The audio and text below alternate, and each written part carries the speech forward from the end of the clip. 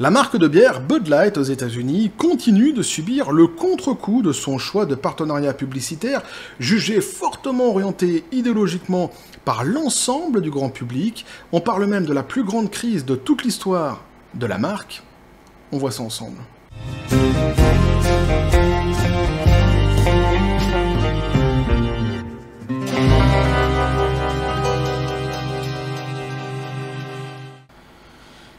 Et oui, et un mois après, où en sont-ils, nos amis de chez Bud Light? Bah ça va pas fort, petit café les copains.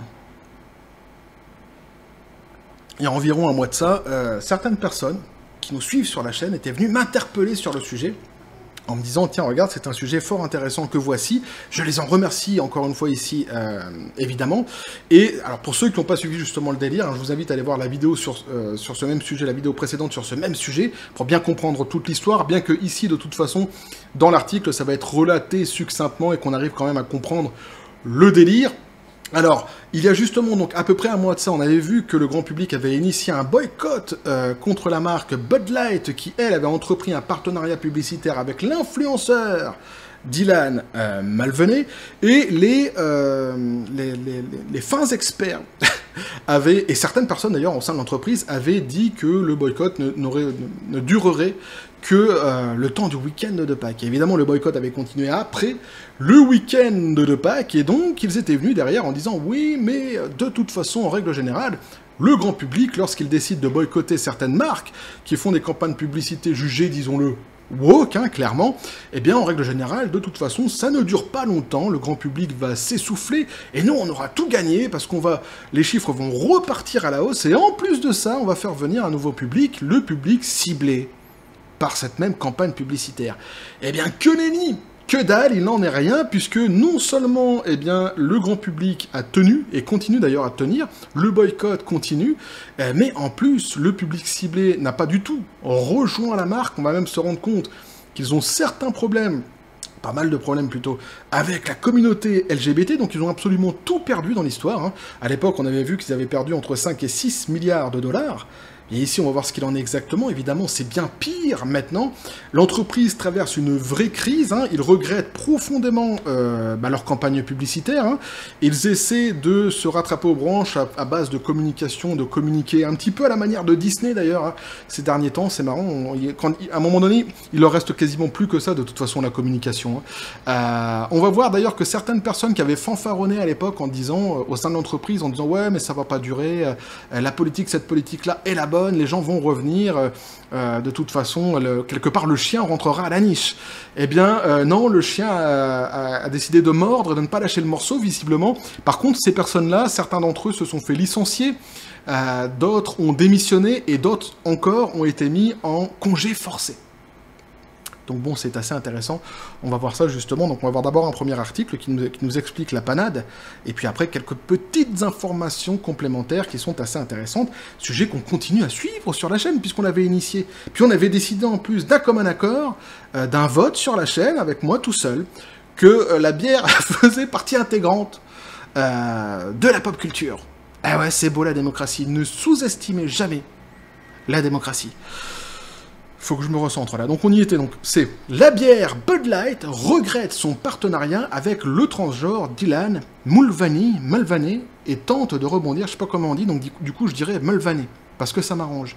Et la dernière fois, je m'étais pas arrêté sur le personnage, mais juste ici, une petite parenthèse, hein, l'occasion de dire que donc ce fameux personnage-là, en plus, c'est une erreur de casting hein, pour la campagne publicitaire, puisque déjà, il est sujet à controverse au sein de la communauté trans, qui, pour beaucoup, le juge comme quelqu'un qui ferait du fake, en fait, hein, et qui surferait sur une espèce de mode, mais ça, quelque part, moi, personnellement, je m'en fous complètement, il fait bien tout ce qu'il veut de sa vie, dans sa vie privée, je m'en tape complètement. En revanche, c'est aussi une personne, sur les réseaux sociaux, particulièrement odieuse, envers la gente féminine, et le modèle familial, en règle générale, il est assez virulent, ouais, assez odieux, donc même le casting en lui-même, et pour le coup, j'ai un jeu de mots qui arrive comme ça en tête.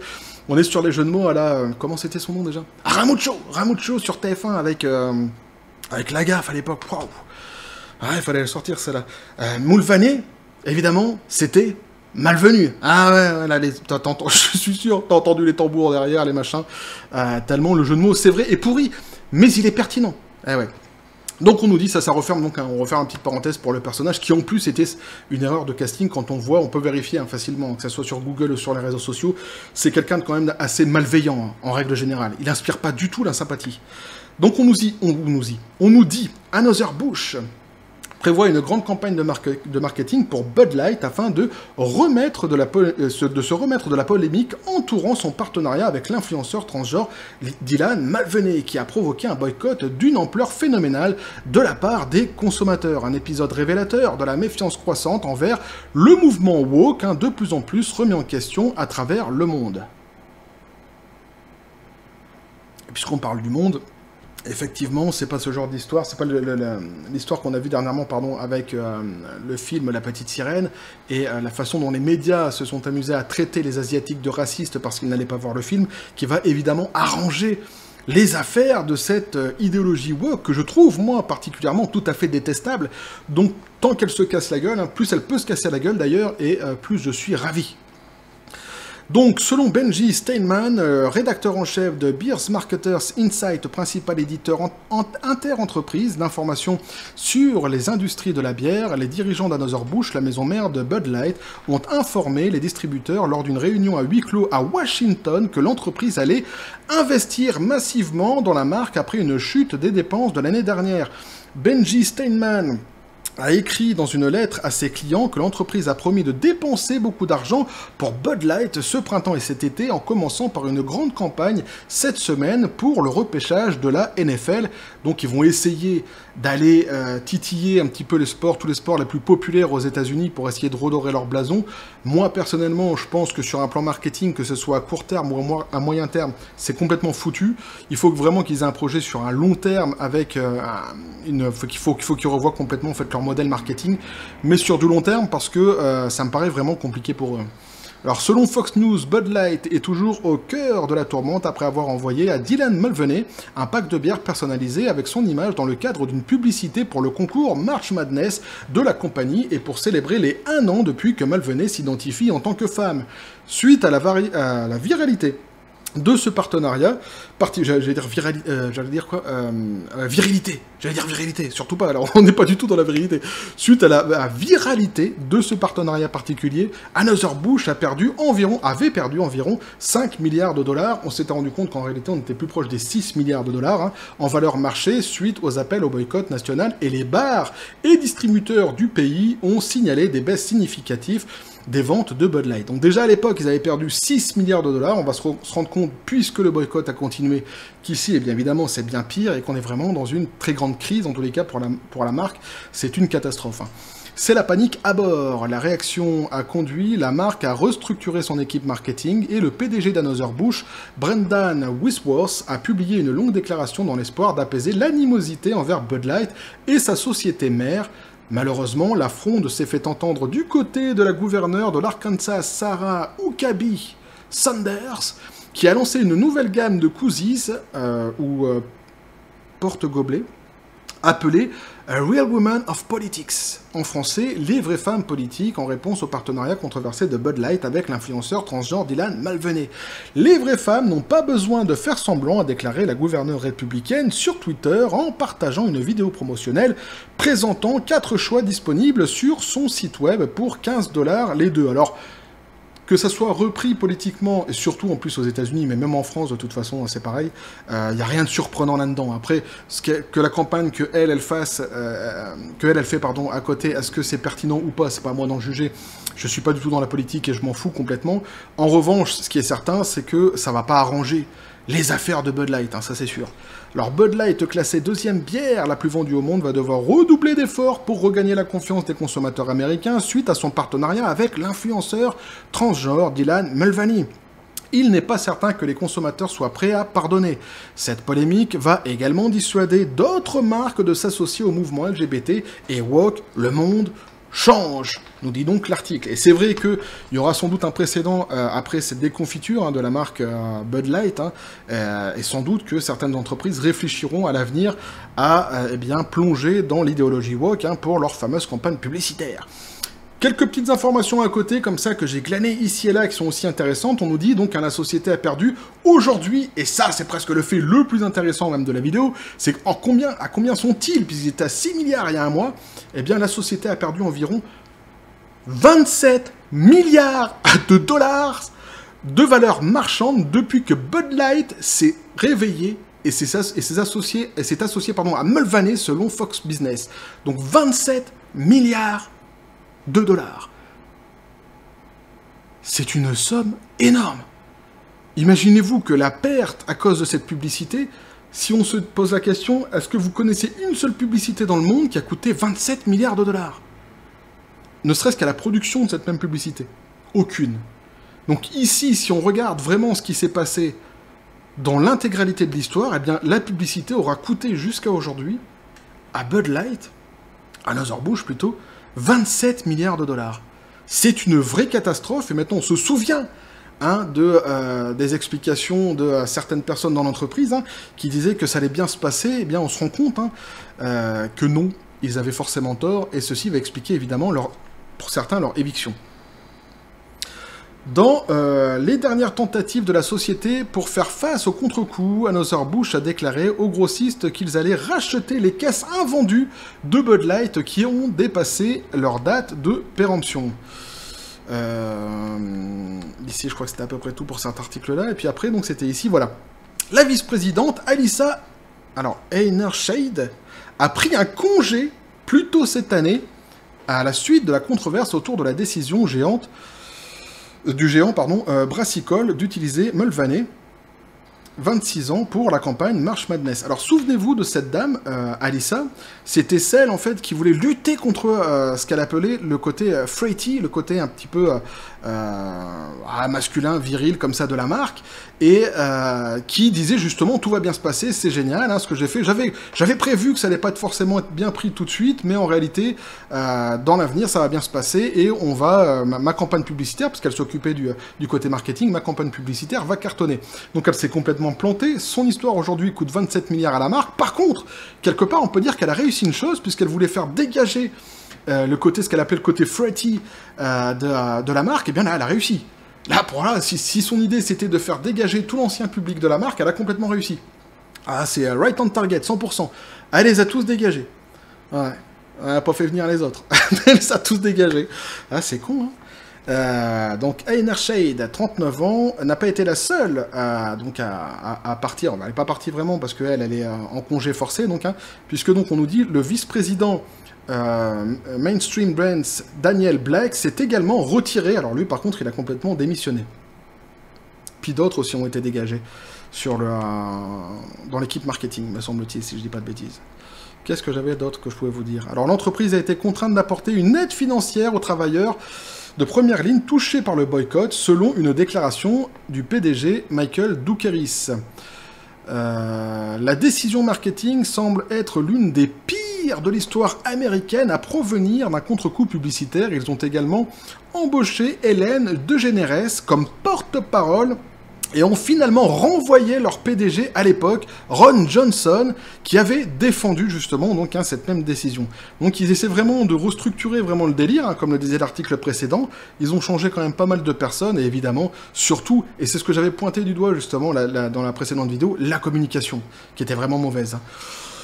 Alors, cela vient alors que le rival le plus proche de Bud Light, qui est actuellement toujours la bière américaine la plus vendue, est sur le point de les renverser pour la première place, c'est-à-dire qu'ils sont en train de perdre complètement leur première place aux États-Unis.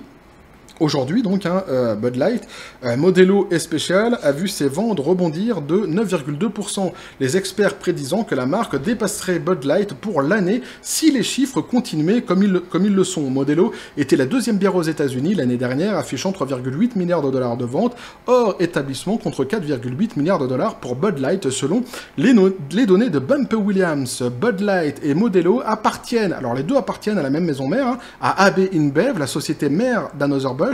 En revanche, mais dans le cadre d'un règlement antitrust, les ventes américaines de Modelo sont contrôlées par son rival Constellation Group et ne comptent pas dans les volumes mondiaux d'AB InBev. Donc même s'ils avaient pu espérer eh bien, se refaire la cerise quelque part avec une seconde marque qui appartenait elle aussi donc à cette fameuse maison mère Anheuser-Busch, on se rend compte qu'en plus, eh bien, là-dessus, ils ne pourront même pas compter dessus. Depuis le 1er avril, l'entreprise n'a cessé de baisser dans le classement. Les experts affirment qu'elle ne cesse de s'aggraver chaque semaine. Donc c'est une véritable catastrophe. Hein. On nous dit aussi, tiens, petite chose intéressante que j'avais relevée, les analystes d'HSBC ont même déclassé l'action d'Anheuser-Busch parce qu'elle est au milieu d'une crise à cause de l'erreur de commercialisation. Évidemment, les actionnaires sont vent debout, on peut bien l'imaginer. Alors là aussi, c'est assez rigolo parce que donc ils comptaient justement faire venir la communauté LGBT, et on nous dit ici, après qu'Anheuser-Busch ait tenté de se distancier de la promotion de Mulvaney, Bud Light a également fait face à des réactions contraires des groupes pro-LGBTQ accusant l'entreprise d'abandonner l'influenceur transgenre. Donc c'est encore pire parce qu'en réalité, donc ils avaient espéré pouvoir justement donc faire venir au moins un nouveau public. Hein.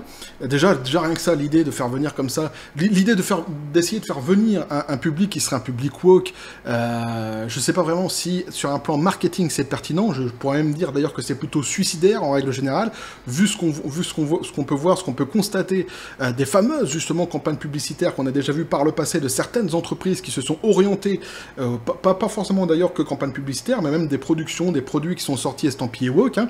Donc je suis pas sûr que déjà c'était vraiment pertinent dans le fond, mais en plus, sur la forme, ils ont complètement tout perdu, parce que non seulement, alors elle a réussi à dégager le public fratty, ça c'est fait, ok, il n'y a pas de problème, par contre, ils n'ont pas du tout réussi à faire venir le public, la communauté woke et le public LGBT, qu'ils espéraient tant, pour la bonne et simple raison, c'est que quand ils ont vu les milliards comme ça descendre, les investisseurs, ils ont tout de suite dit, évidemment, à l'entreprise, faites quelque chose. Essayez de secouer un petit peu tout ça, parce que on est en train de tout perdre. Donc ils sont venus, ils ont fait des communications quelque part en désavouant, on l'avait vu d'ailleurs dans la précédente vidéo, en désavouant ce plan marketing qui avait été entrepris donc par cette dame Alissa, je ne sais plus c'est quoi son nom de famille, qui est très compliqué à retenir. Et donc forcément, ce qui s'est passé derrière, c'est que la communauté LGBT et woke en règle générale se sont dit, bah ouais, mais si vous voulez désavouer, ne comptez pas sur nous dans le futur. Donc ils se retrouvent embourbés dans une situation complètement inextricable, pardon. Et alors, ils vont essayer là dans les prochains mois, en plus donc pour essayer de redorer leur blason du côté woke de la force, d'injecter certains fonds dans certaines associations LGBT. Donc je pense qu'ils vont encore plus s'enfoncer avec leur public de base, et donc c'est une catastrophe pour l'entreprise. Mais au-delà de ça, ce qui est vraiment intéressant en fait de voir là-dedans, c'est quoi? C'est que en réalité, ceux qui trinquent, et ceux qui vont, encore une fois, je l'avais dit dans les précédentes vidéos, ceux qui vont trinquer vraiment, eh bien ce sont quelque part toutes ces personnes trans qui eux n'ont jamais rien demandé, hein, qui demandent absolument à ce qu'on leur foute la paix en règle générale, qui participent pas du tout au mouvement woke, hein, et on le voit d'ailleurs avec pas mal d'études qui sortent où on voit justement que ça soit l'agressivité envers la communauté LGBT en règle générale, et les trans en particulier dans le monde, ne fait que augmenter, et tout ça c'est un constat qu'on doit évidemment à cette idéologie woke, hein, puisque je le dis à chaque fois finalement, tout ce qu'elle produit ne fait que amener au conflit, en réalité, à la détestation, et à des choses qui sont, eh bien, qui peuvent en tous les cas devenir finalement assez graves, et c'est ce qui est en train de se passer actuellement.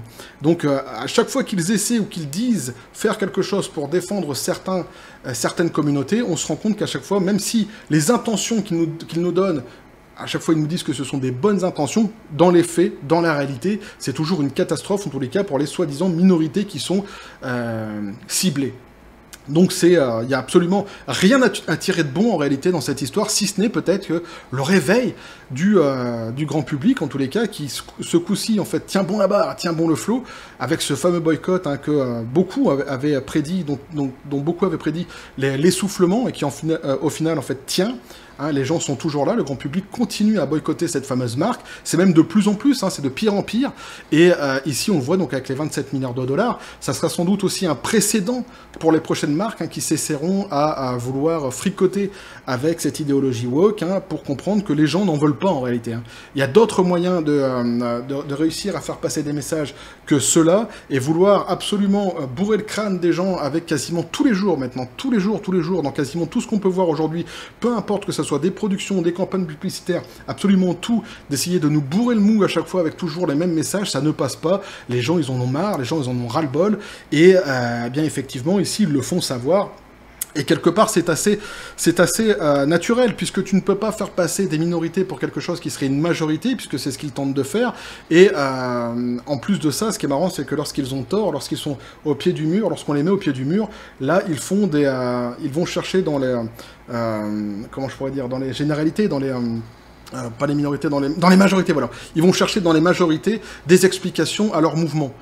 Je sais pas si je suis bien clair, mais en général, c'est un petit peu ce genre de procédé que j'ai remarqué, c'est-à-dire que, en règle générale, ils essaient de faire passer des minorités pour une espèce de majorité comme ça serait le monde entier serait comme ça, et donc tu verrais quasiment que ça dans tous les messages actuellement qui puissent y avoir, que ce soit publicitaire, ou dans les films, ou dans les séries, etc. Et à côté, lorsque tu les mets au pied du mur, ils vont essayer de chercher dans la majorité en disant, oui, mais on n'est pas les seuls, il y a tel et tel pays, il y a telle ou telle personne qui ont fait ça. Donc c'est rigolo de vouloir à chaque fois prôner les minorités lorsque on voit que quand ils sont mis en porte-à-faux, eux-mêmes vont chercher chez les majorités pour essayer de retomber sur leurs pattes quelque part. Bref. Donc voilà ce que je pouvais vous dire là-dessus les copains, n'hésitez pas à me dire ce que vous en pensez dans les commentaires, à vous abonner si le contenu vous a plu, à activer la petite cloche pour les prochaines notifications, les prochaines vidéos qui vont arriver, à balancer un like, à partager la vidéo, vous avez mon Twitter et mon Facebook qui sont dans la description des vidéos, n'hésitez pas à venir, et à basculer du côté de la force absurde des réseaux sociaux. Sur ce les copains, je vous dis, à la John Spartan toujours, paix, félicité. Et bon, bah voilà, c'est un sujet qu'on continue à suivre, hein, ce fameux sujet Bud Light. Jusque où vont-ils aller? Est-ce que le public, vraiment, le grand public aura complètement raison de la marque? En tous les cas, ce qui est certain, c'est que s'ils veulent pouvoir rebondir, il va falloir vraiment qu'ils changent de braquet. Bref, et que la force soit avec vous.